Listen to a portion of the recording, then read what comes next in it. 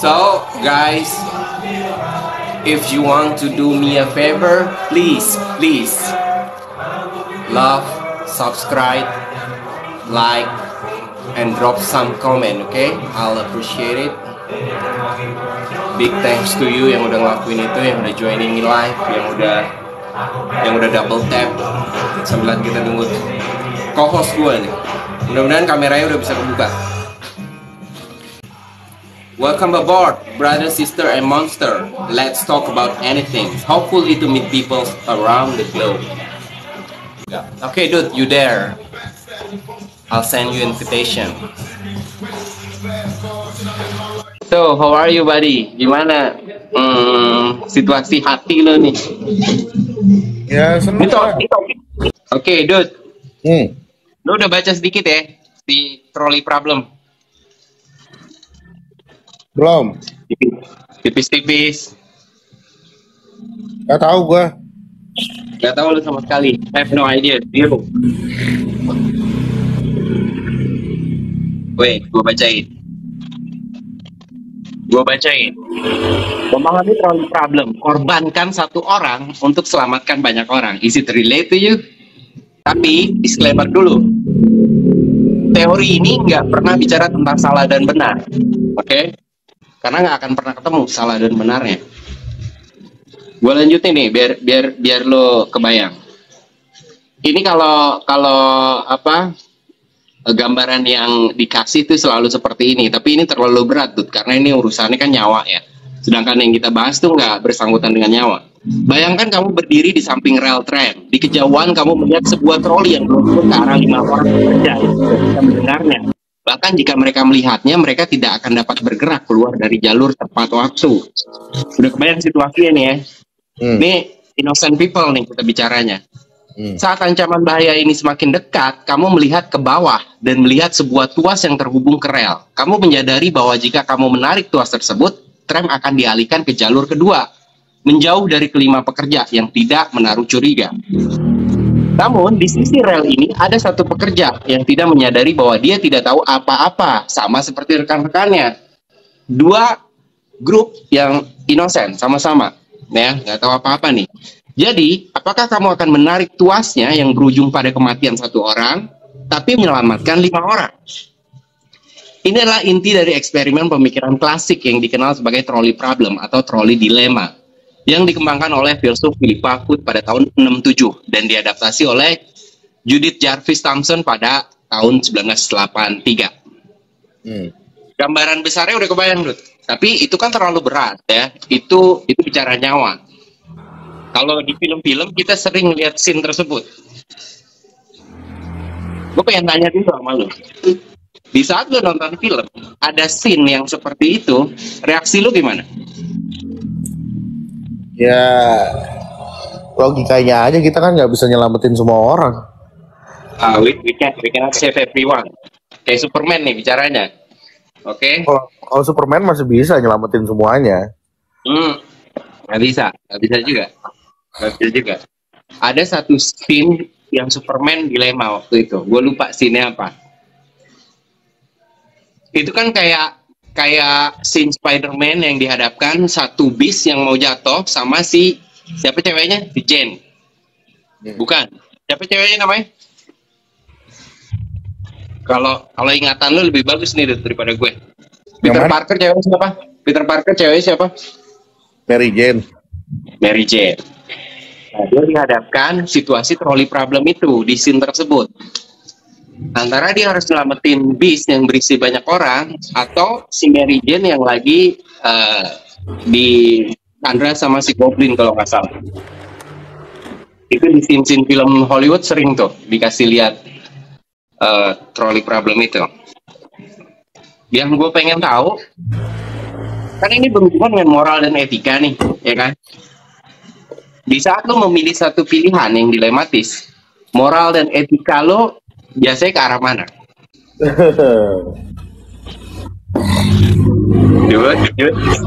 It's tricky. Makanya gue bilang ini ada relate sama lo, tapi ini bukan salah dan benar. Yang jelas kalau gue, dan itu ada turunannya lagi nanti yang bisa ngelingin itu, ada turunannya lagi, tinggal lo paham. Karena ini masih selalu menjadi perdebatan karena si teori ini dihubungkan dengan dua teori lainnya lagi. Nanti gue bacain. Dengar dulu. Oke, gue denger dulu.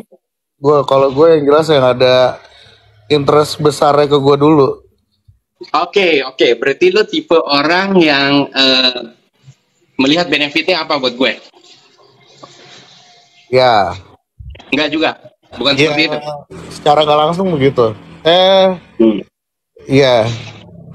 Secara nggak langsung begitu karena lo punya pertimbangan lain lagi yang sebenarnya nggak bisa dijabarkan secara literasi. Bisa begitu? Ya. Karena ini berhubungan dengan moral dan etika nih. Moral dan etika ini kan kadang pakai emosional ya. Ya. Oke, gue bahas lagi. Trolley problem telah membuktikan dirinya sebagai alat yang sangat fleksibel untuk menyelidiki intuisi moral kita dan telah diadaptasi untuk diterapkan pada berbagai skenario lain seperti perang, penyiksaan, pesawat tabrak, aborsi, dan eutanasia. Eutanasia ini serem nih. Bicara mengakhiri nyawa seseorang, tapi dalam konteks medis ya, gitu. Terus variasi kasus trolley problem. Sekarang pertimbangkan variasi kedua dari dilema ini. Bayangkan kamu berdiri di jembatan penyeberangan di atas rel tram. Kamu bisa melihat troli yang sedang melaju ke arah 5 pekerja yang tidak sadar akan situasinya. Tetapi tidak ada ruas untuk mengalihkannya. Nggak ada tuas nih. Kalau lu tadi yang pertama kan ada tuasnya. Ini nggak ada tuasnya. Berarti kontrol nggak di lu. Kalau yang sering kita obrol ini kontrol nggak di lu. Namun, ada seorang pria bertubuh besar yang berdiri di samping kamu di atas jembatan penyeberangan. Kamu yakin bahwa badannya yang besar akan menghentikan laju trek. Mati gak tuh? Lo harus korbanin seseorang untuk menyelamatkan. Padahal dua orang ini atau dua hal ini nggak bersinggungan langsung sama lo. Beda kalau bersinggungan langsung, mungkin kita akan lebih cepat mengambil keputusan. Ini dua orang yang nggak ada hubungannya sama sekali sama lo, atau dua permasalahan yang sama sekali nggak ada hubungannya sama lo. Kalau gue pakai teori contoh teori yang kedua, lo ngedorong itu orang yang dari jembatan atau ngebiarin yang 5 dilindas. Kalau lu psychological banget ya. Konfront, lu butuh konfront nggak? Kalau gue emang gak ada cara lain lagi ya, udah itu aja ya pokoknya. Dia makanya disebut dilematis. Dia nggak ada opsi ketiga. Dan kita sering dihadapkan dalam kehidupan. Contoh kayak semalam yang gue ngobrol sama temen gue. Ini case ringan nih, Dut.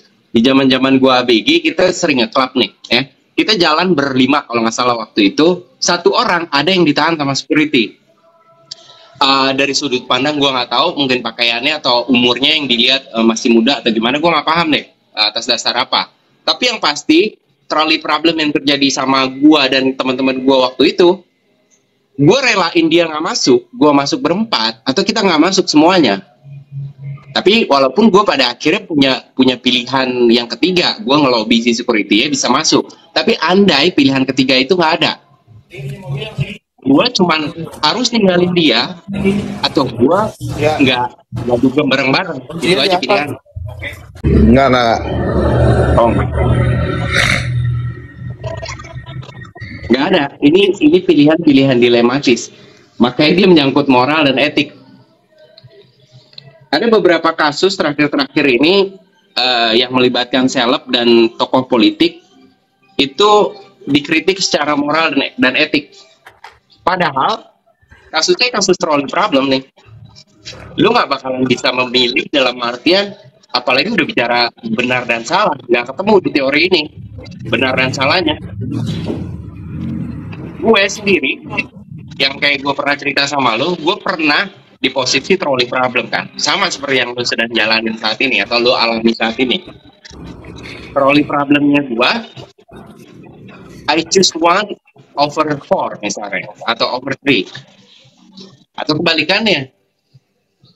Tapi semua baik dan buruk, dampaknya itu kan kita yang tahu. Kayak tadi lo yang bilang, gue lihat sisi benefitnya buat gue apa. Oke. Itu jauh lebih mudah kalau kedua belah pihak kita punya relation.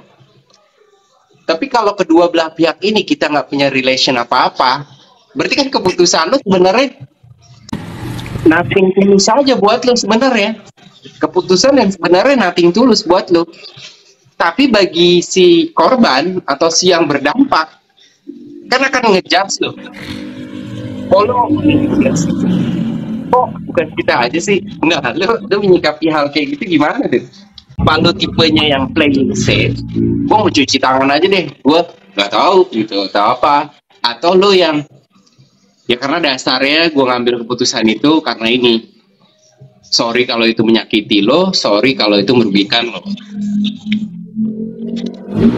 Ada satu contoh lagi deh di baru-baru banget ini di cerita hidup gue yang masalah soal YouTube yang gue cerita sama lo.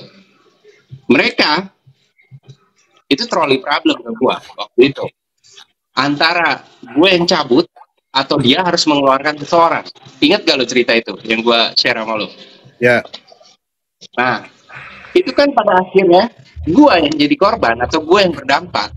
Gue jadi punya penilaian tersendiri terhadap si pengambil keputusan bahwa kualitas lu segitu. Ribet gak? Lu belum jawab pertanyaan gue, Dok. Nggak ada yang lu jawab nih, belum ada yang lu jawab.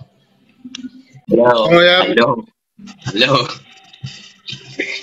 Kalau yang nggak ada, dua-duanya benar-benar nggak ada yang terikat sama gue, ya udah. Ya udah apa? Gue memilih nyelamatin yang lebih banyak lah. Oke, terjawab nih sekarang.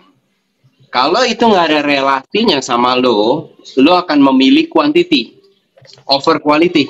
Kalau gue bicara begitu lebih dilematis lagi. Let's say si yang quantity ini nggak punya quality, tapi si yang nggak punya quantity punya quality. Tapi tadi pertanyaannya nggak kayak gitu loh. Betul. Kan gue turunin aja. Karena ini nanti akan turun semua nih. Karena bukan tentang salah dan benar. Tapi at least lo udah jawab. Dengan lo jawab, kan gue bisa menilai bahwa lo pilih secara quantity. Kalau yang nggak ada relasinya sama lo sama sekali nih. Ya. Berarti pertimbangan lo kan kayak, ya udah kalau lo jadi Spider-Man pada saat itu, lo akan nyelamatin bis yang banyak orang tersebut. Bener gak? Ya, betul. Gue juga bingung tuh, Dut. Kalau lu tanya ke gue juga bingung. Gue harus nyelamatin si Mary Jane atau gue selamatin bis yang penuh banyak orang tua dan anak-anak. Gue juga bingung, pasti. Tapi karena itu ada relasinya sama kita pasti memilih secara emosional. Nah, beda halnya mungkin satu orang ini random nih. Si janitor, satu lagi bis yang berisi banyak orang. Nah, mungkin mudah tuh bagi si Peter Parker ngambil keputusan itu. Walaupun kalau lo udah punya sisi heroik, nggak mudah juga, karena lo akan dihantui perasaan itu terus kan. Lo pernah nonton film? Dia film perang, tiba-tiba komandannya ini lagi latihan, melempar granat ke pasukan kompinya yang lagi latihan. Satu orang pasang badan nutupin si granat tersebut. Padahal ini granat bohongan, ya. Tapi si komandan ini lagi ngetes nih di problem itu ke mereka. Tapi kalau nggak salah itu filmnya Forrest Gump ya, si bodoh. Itu judul filmnya Captain America. The First Avenger. Kalau yang gua kasih ilustrasi kayaknya barusan yang Forrest Gump. Oke, gue lanjut tuh. Yang gue lihat itu Captain America itu. At least terjawab tuh. Lo pilih quantity nih. Hasil dari skenario ini sama dengan skenario dengan tuas yang mengalihkan troli ke jalur lain. Satu orang meninggal, 5 orang selamat. Hal yang menarik adalah meskipun kebanyakan orang akan menarik tuas tersebut, hanya sedikit orang yang setuju untuk mendorong orang gemuk tersebut dari jembatan penyeberangan. Di sini pilihan lo bukan tepat. Pilihan lo sama dengan mayoritas, ya. Orang akan menyelamatkan yang kuantitinya ketimbang enggak dong. Di sini malah kebalikannya, Dut. Hanya sedikit orang yang setuju untuk mendorong orang gemuk tersebut dari jembatan penyeberangan. Jadi direlain tuh yang 5 itu. Dihajar kuantitinya untuk nyelamatin si orang gemuk di jembatan itu. Alasannya Jawabannya apa? kebalikannya dari lo, secara mayoritas nih. Alasannya apa? Thompson dan para filsuf lainnya telah memberikan kita variasi lain dari dilema troli yang juga sangat menghibur. Beberapa bahkan tidak melibatkan troli. Bayangkan kamu ada seorang dokter dan kamu memiliki 5 pasien yang semuanya membutuhkan transplantasi untuk hidup. 2 pasien membutuhkan 1 paru-paru. 2 pasien lainnya membutuhkan ginjal dan pasien yang terakhir membutuhkan jantung. Di bangsal berikutnya ada seorang pasien yang baru pulih dari patah kaki. Namun selain tulang-tulangnya yang sudah menyatu, mereka sangat sehat. Jadi apakah kamu akan membunuh pasien yang sehat dan mengambil organnya untuk menyelamatkan 5 pasien lain? Dude, ada juga film tentang seorang dokter nih yang kasusnya persis seperti ini dihadapkannya. Waktu itu malah anaknya butuh apa gitu organ tersebut, tapi ada pasien lain yang hampir mati, tapi akhirnya dibikin kayak skenarionya kayak dibunuh sebenarnya, tapi disuruh orang lain gitu. Gue lupa filmnya apa, tapi persis kayak gini nih. Nah, itu kan bicara lu sebagai dokter profesional kan, ya. Dua-duanya punya relasi profesional terhadap lo, tapi bukan bicara keluarga atau emosional. Secara profesional, lu punya kode etik itu kan. Itu lu pilih yang mana? Lu hajar yang kakinya patah tapi organnya bagus, lu kasih ke yang lain, atau gimana? Lu pertanyaan lu sulit lo, asu we. Oh, Tar banget. Sebenarnya bukan sulit. Ini kan bukan tentang salah dan benar nih. Kita lagi sama-sama ngegali psikologis nih. Dan kalau pertanyaan itu lo lempar ke gua juga akan sulit jawabnya, udah pasti. Karena ini sebenarnya just for fun aja. Pas, yang ini lo nggak bisa jawab nih. Apa lo kasih paru-parunya yang dari patah tulang atau enggak? Apa ya? Dia main kling-kling. Buat kalian yang selewat dengerin ya, ini kan pertanyaan-pertanyaan dilematis nih yang berhubungan dengan norma dan etika. Tapi ada turunannya yang tadi, yaitu deontologi salah satunya, itu yang berhubungan dengan deontologi. Itu pengertian deontologi adalah ilmu mengenai kewajiban etis atau etika. Deontologi bisa juga dikatakan sebagai sebuah pandangan etika normatif yang menilai moralitas tindakan dengan dasar kepatuhan pada peraturan yang ada. Kalau kita bicara peraturan di jalanan yang diilustrasikan seperti tadi kan nggak ada peraturan. Itu hanya masalah norma dan etika. Itu. Filosofi moral kontemporer menjelaskan bahwa deontologi adalah bagian teori normatif yang berarti sebuah pilihan memerlukan pilihan secara moral, larangan atau tindakan otorisasi. Jadi deontologi dalam teori moral ini lebih dominan dalam memandu dan mengevaluasi pilihan apa yang harus dilakukan. Bicara 5:1, pilihannya turunannya itu ada namanya deontologi, ya. Di situ membicarakan etika dan moral.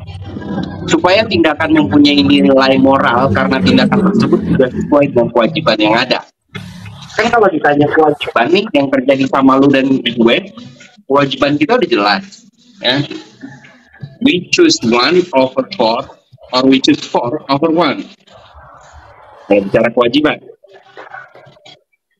Tetap gue pilihan gue milih yang lebih banyak pokoknya. Yang sedang terjadi sama lu nggak memilih yang lebih banyak. Kebalikannya. Kenapa? Kita nggak bisa mention di sini kasusnya kan, tapi lu sama gua pernah dihadapi satu permasalahan yang kita memilih quality over quantity.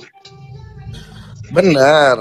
Kalau itu family matters kan, lain lagi. Oke. Yang satu family matter, yang satu stranger ya. Kalau yang stranger lo tadi memilih quantity.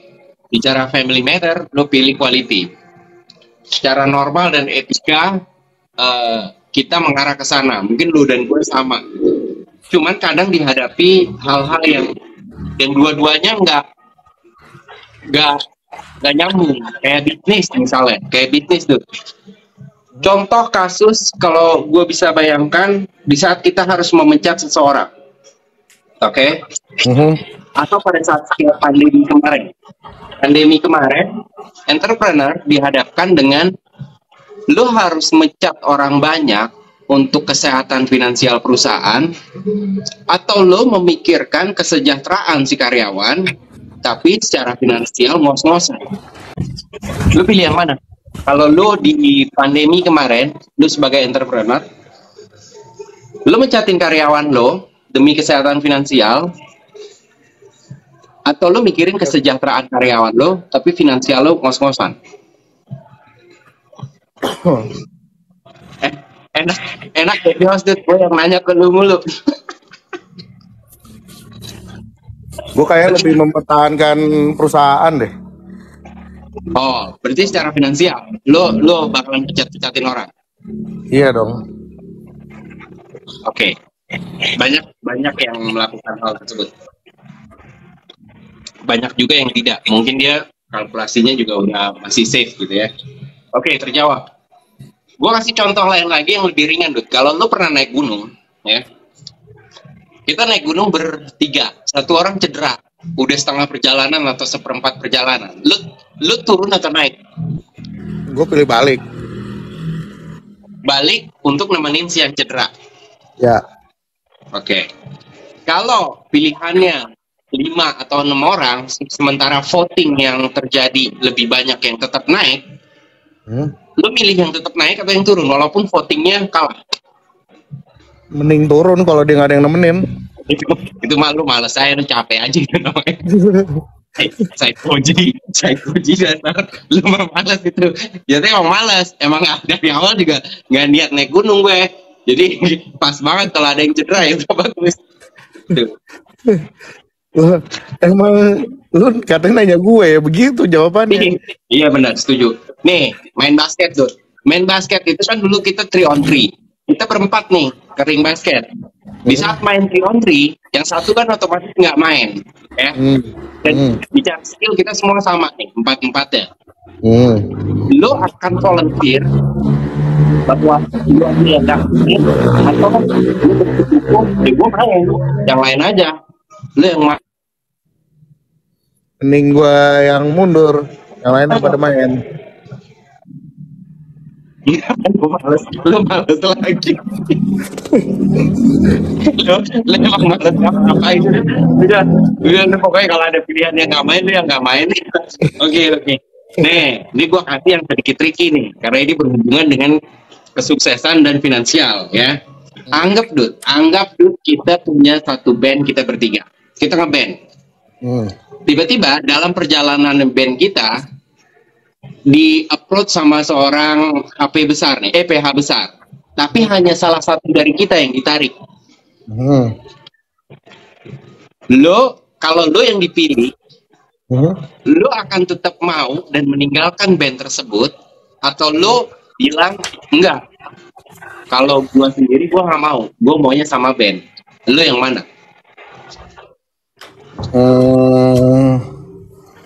Ini bicara kita ada duitnya nih ya, ada duitnya ngeband, ada duitnya, jadi solo karir juga ada duit ya, cuma pride-nya aja beda.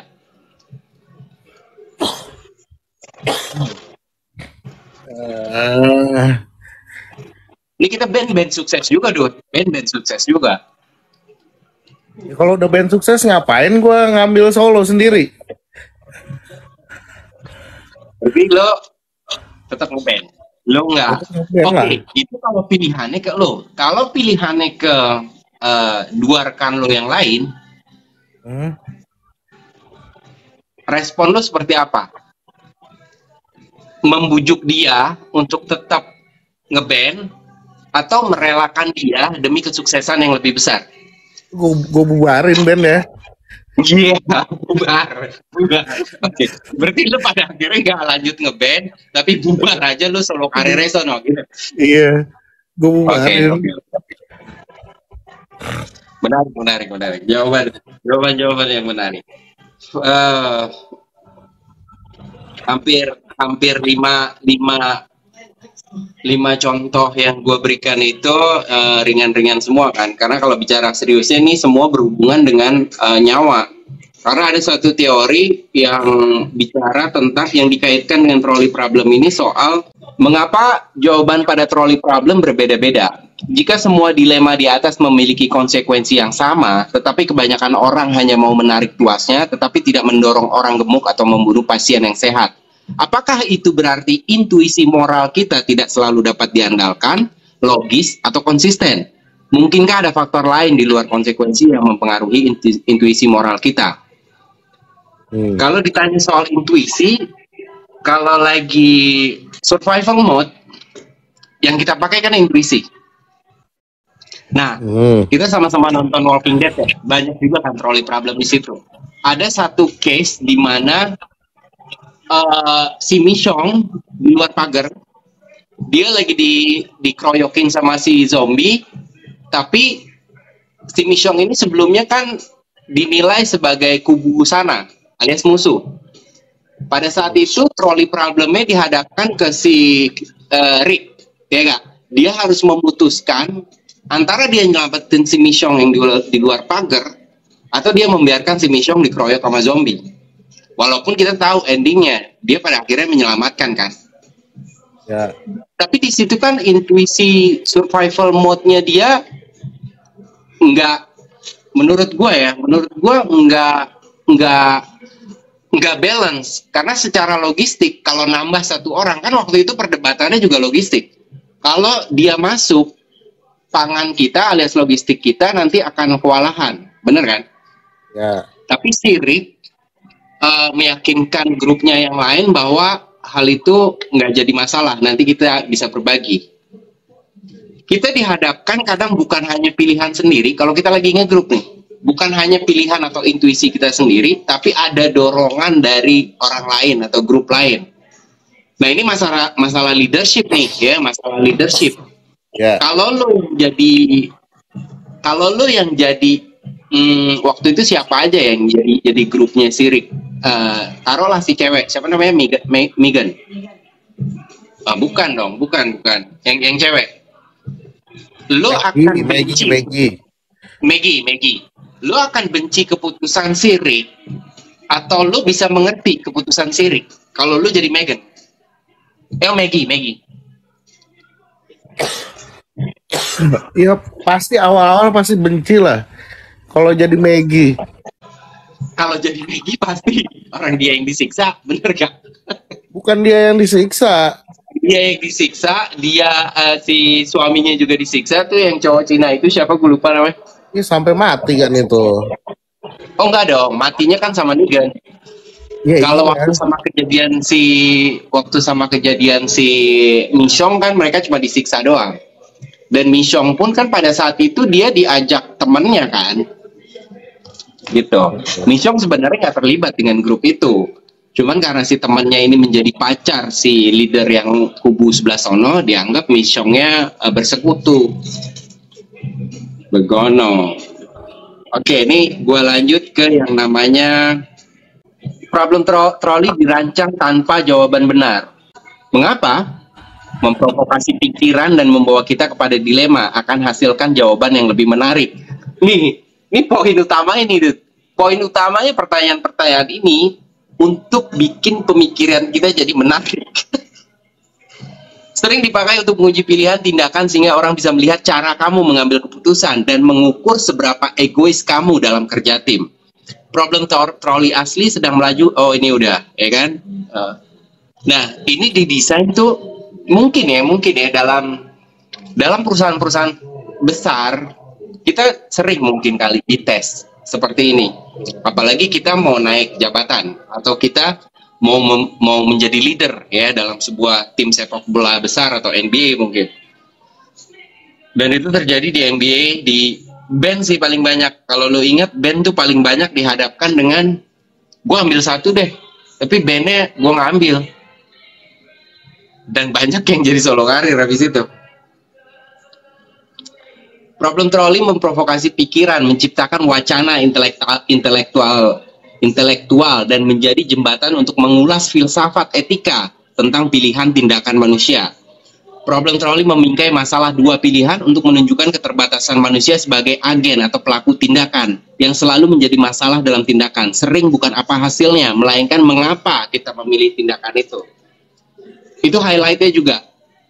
Jawaban si trolley problem ini bukan tentang salah dan benar, tapi mengapa. Mulai dari lo tadi memilih apa itu, ya mengapanya lo pasti tahu dong. Kenapa lo memilih itu? Iya. Yang menjadi PR, mengapanya itu harus lo distribusikan kok ke pikiran orang lain sehingga mereka mengerti keputusan yang lo ambil. Aduh, relate lagi nih sama gue. Keputusan yang gue ambil, gue harus mendistribusikan buah pikiran itu ke orang-orang supaya mereka paham mengapanya gue, atau saat ini mengapanya lu. Yang mana dulu nih? Dua-duanya bebas. Yang mana yang nyaman aja buat lu. Enggak, ini pertanyaannya mengapa? Jawaban-jawaban yang lu berikan itu, mengapanya itu kan lo harus jelaskan ke orang supaya orang mengerti mengapanya lo, walaupun juga belum tentu bisa diterima, tapi at least pada saat lo memilih memang lo udah tahu mengapanya. Kita akan ngobrol ngalor ngidul aja, kita anggap udah selesai pembahasan trolley problemnya yang membuat pikiran menjadi berkecambuk dengan pilihan-pilihan yang dilematis yang diharapkan secara moral dan etika. Iya, mengapanya yang kasus yang mana dulu nih? Case yang mana dulu? Case you choose 1/4. You choose 1/4. Iya, itu tadi kalau relate dengan family matters. Iya. Nah, ini Brother Yuswar juga sebenarnya kalau bicara pola pikir asik kali untuk minta pendapat beliau. Mau join nggak, Brother? Kita ngobrol-ngobrol masalah trolley problem di dalam apa? Di dalam sebuah kantor, perusahaan, institusi atau apapun itu pasti sering banget tuh dihadapkan dengan trolley problem tuh. Pasti. Tapi ini bukan pembahasan yang serius, ini pembahasan yang sekedar hahaha aja, tapi at least dengan kita nge-breakdown hal-hal begini, sehingga pada saat kita dihadapkan dengan permasalahan trolley problem di kehidupan sehari-hari, kita udah tahu dasar pilihannya bukan tentang salah dan benar, tapi kita punya pertimbangan khusus mengapa kita lakukan itu. Dan memang tricky nih, kita selalu punya dua kubu yang mendukung kita, pro dan kontra. Tapi ya itulah asiknya jalan pikiran, asiknya sebuah pemikiran. Bahkan kalau gue baca artikel ya, kita berpikir saat ini tuh cuma mengakses 4% dari otak kita. Bayangin, ada 96 lagi yang kita belum akses, dude. Ya film Lucy dong, kalau misalnya semua diakses. Lucy, betul. Lucy aja kan tuh cuma berapa kan? 100%. Tapi kalau rata-rata manusia, bahkan yang sekelas kayak Einstein, Oppenheimer gitu-gitu, mereka aksesnya nggak lebih dari 4%. Kalau kita mungkin 0,1 kali dit. dari memori yang kita punya. Sebelum itu gue mau nanya, oke, kalau yang lu pernah hadapin yang besar-besar pasti ada. Kalau hal-hal kecil, lu inget nggak? Hal-hal kecil yang bersinggungan dengan teori ini